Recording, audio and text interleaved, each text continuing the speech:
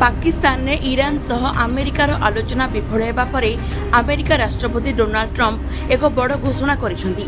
से कहते जे ईरान को अस्त्रशस्त्र जोगाउथिबा देशगुड़िक उपरे 50% शुल्क लागू करेंगे। ट्रंप कहते जे से संदेह करुछंती जे चीन ईरान को अस्त्रशस्त्र जोगाई पारे।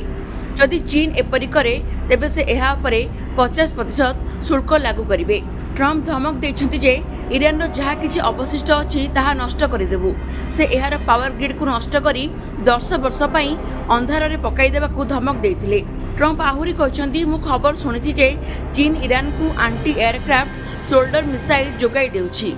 चीन ईरान को अस्त्रशस्त्र जोगाइबार संभावना को से हालुका भाव में ग्रहण करथिले, किंतु से यह मध्य कहिथिले जे यदि चीन एपरी करे तेबे एहार सामग्री उपरे शुल्क लगाजिबो।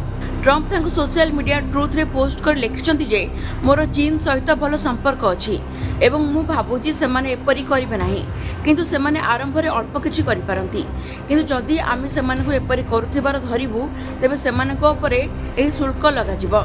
ब्यूरो रिपोर्ट, ओडिशा संवाद।